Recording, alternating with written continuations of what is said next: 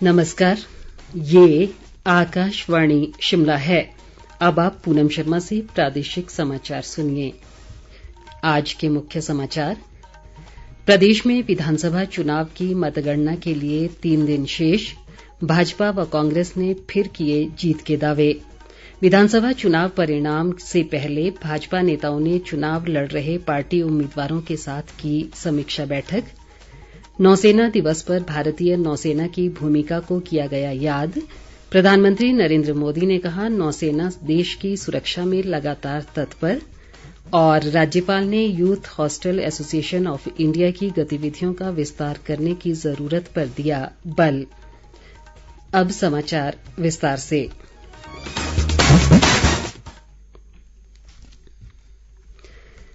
प्रदेश में विधानसभा चुनाव की मतगणना के लिए अब केवल 3 दिन शेष रह गए हैं। मतों की गिनती 8 दिसंबर को सुबह 8 बजे से शुरू होगी। चुनाव आयोग ने मतगणना को लेकर सुरक्षा के कड़े प्रबंध किए हैं और प्रदेश भर में स्थापित 68 मतगणना केंद्रों में लगभग सभी तैयारियां पूरी कर ली गई हैं।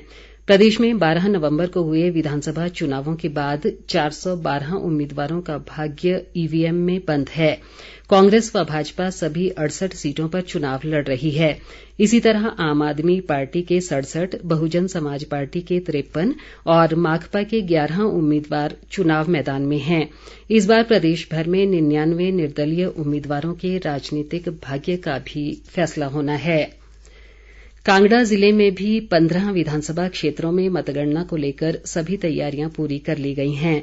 जिला निर्वाचन अधिकारी निपुण जिंदल ने बताया कि जिले में मतगणना के लिए कुल 209 टेबल लगाए जाएंगे। इनमें से 161 टेबल ईवीएम जबकि 48 टेबल डाक मतपत्रों की गिनती के लिए स्थापित होंगे।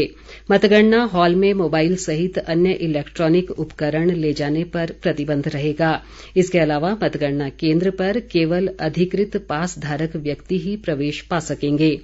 जिला निर्वाचन अधिकारी ने मतगणना कार्य के लिए तैनात सभी अधिकारियों व कर्मचारियों से चुनाव आयोग के दिशा निर्देशों के अनुसार मतगणना कार्य में विशेष सावधानी बरतने के निर्देश भी दिए। उन्होंने कहा कि जिले में मतगणना के लिए तैनात कर्मियों को 7 दिसंबर को दूसरे पूर्वाभ्यास में प्रशिक्षण दिया जाएगा। इस बीच विधानसभा चुनाव परिणाम से पहले भाजपा ने आज धर्मशाला में एक समीक्षा बैठक आयोजित की। पार्टी के राष्ट्रीय उपाध्यक्ष सौदान सिंह, सह चुनाव प्रभारी संजय टंडन, पार्टी प्रदेश अध्यक्ष सुरेश कश्यप और मुख्यमंत्री जयराम ठाकुर सहित सभी 68 सीटों से भाजपा उम्मीदवार बैठक में विशेष रूप से मौजूद रहे। इस दौरान विधानसभा चुनावों और मतगणना को लेकर समीक्षा की गई।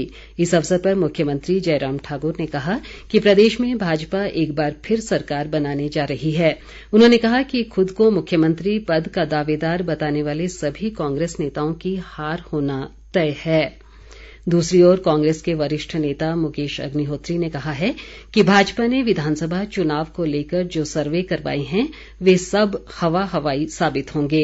एक बयान में उन्होंने कहा कि भाजपा सरकार पूरी तरह विफल साबित हुई है और भाजपा ने प्रदेश को कर्ज, महंगाई और कुव्यवस्था माफिया की ओर धकेलने का काम किया है। अग्निहोत्री ने कहा कि कांग्रेस को जनता के जनादेश पर पूरा भरोसा है और जनता का जनादेश साफ है कि प्रदेश में कांग्रेस की सरकार पूर्ण बहुमत से आ रही है।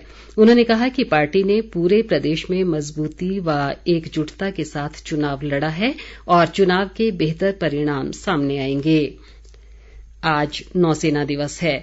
ये दिन 1971 में पाकिस्तान के साथ युद्ध में भारतीय नौसेना की भूमिका को सम्मानित करने के लिए मनाया जाता है। आज का दिन नौसेना की उपलब्धियों और देश की समुद्री सीमा को सुरक्षित रखने में उसकी भूमिका को उजागर करने के लिए भी मनाया जाता है। प्रधानमंत्री नरेंद्र मोदी ने इस अवसर पर भारतीय नौसेना की प्रशंसा की है। एक संदेश में उन्होंने नौसेना कर्मियों व उनके परिवारों को बधाई भी दी और कहा कि नौसेना लगातार देश की सुरक्षा में तत्पर रही है और इसे चुनौतीपूर्ण समय में मानवीय कार्यों में महारत हासिल है। प्रदेश में आज कोरोना संक्रमण से 2 लोग स्वस्थ हुए हैं जबकि कहीं से भी कोई नया मामला सामने नहीं आया है। प्रदेश में अब तक 3,12,581 लोग कोरोना संक्रमित हुए हैं, जिनमें से 3,08,349 लोग स्वस्थ हो चुके हैं।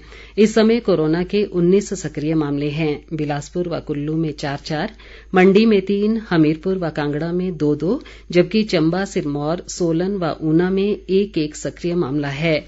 किन्नौर, लाहौल स्पीति और शिमला जिले फिलहाल कोरोना संक्रमण से मुक्त बने हुए हैं। प्रदेश में संक्रमण से अब तक 4,192 लोगों की मृत्यु हुई है। राज्यपाल राजेंद्र विश्वनाथ आर्लेकर ने youth hostel association of India की गतिविधियों का विस्तार करने की ज़रूरत पर बल दिया है। राज्यपाल, जो कि youth hostel association of India के अध्यक्ष भी हैं, आज नई दिल्ली में एसोसिएशन की राष्ट्रीय परिषद की बैठक की अध्यक्षता कर रहे थे। उन्होंने विभिन्न राज्यों में एसोसिएशन की इकाइयों की वार्षिक आम बैठक सहित राष्ट्रीय परिषद की बैठकें करने का भी सुझाव दिया, ताकि इकाइयां अधिक सक्रिय हो सकें। राज्यपाल ने सभी सदस्यों से मिलकर काम करने का भी आह्वान किया। इस बीच राज्यपाल ने कल देर शाम नई दिल्ली में प्रधानमंत्री नरेंद्र मोदी से शिष्टाचार भेंट की। लेडी गवर्नर अनघा आर्लेकर भी इस दौरान मौजूद रहीं। लाहौल स्पीति जिले के दालंग में आज विश्व आइस स्केटिंग दिवस का आयोजन किया गया। अटल बिहारी वाजपेयी पर्वतारोहण संस्थान मनाली व आइस स्केटिंग एसोसिएशन द्वारा आयोजित इस कार्यक्रम में देश के विभिन्न राज्यों से खिलाड़ी शामिल हुए। पर्वतारोहण संस्थान मनाली के निदेशक अविनाश नेगी ने बताया कि वर्ष 1922 में शिमला से आइस स्केटिंग की शुरुआत हुई थी और आज 100 वर्षों के बाद लाहौल स्पीति में विश्व आइस स्केटिंग दिवस मनाया गया है। उन्होंने कहा कि लाहौल स्पीति जिले में शीतकालीन खेलों की अपार संभावनाएं हैं और अटल टनल के खुलने के बाद घाटी में इन खेलों को लगातार बढ़ावा दिया जा रहा है।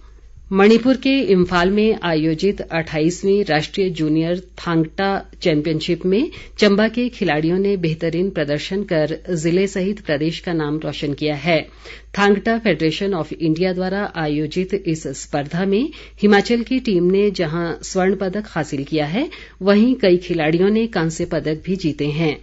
प्रदेश में टीम के मुख्य कोच भुवनेश सिंह कटोच ने बताया कि कड़ी मेहनत के परिणाम स्वरूप ही सभी खिलाड़ियों ने राष्ट्रीय स्तर पर बेहतरीन प्रदर्शन किया है।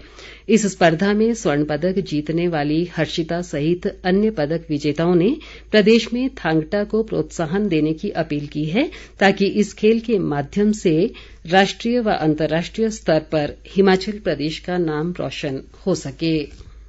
राजधानी शिमला सहित प्रदेश के अधिकतर भागों में सुबह शाम ठंड का दौर लगातार जारी है। खासतौर पर जनजातीय क्षेत्र लाहौल स्पीति और किन्नौर सहित कुल्लू व चंबा जिले के दूरदराज इलाकों में इन दिनों कड़ाके की ठंड पड़ रही है। इन जिलों में कई स्थानों पर न्यूनतम तापमान 0 से नीचे दर्ज किया जा रहा है। केलंग का न्यूनतम तापमान आज -4.8 डिग्री सेल्सियस रिकॉर्ड किया गया। हालांकि राज्य के अधिकांश भागों में पिछले कई दिनों से अच्छी धूप खिल रही है, जिसके चलते दिन का तापमान सामान्य बना हुआ है। मौसम विभाग ने अगले 24 घंटों के दौरान भी प्रदेश भर में मौसम के साफ बने रहने की संभावना जताई है। निचले इलाकों में कुछ स्थानों पर घनी धुंध छाए रहने की संभावना भी व्यक्त की गई है।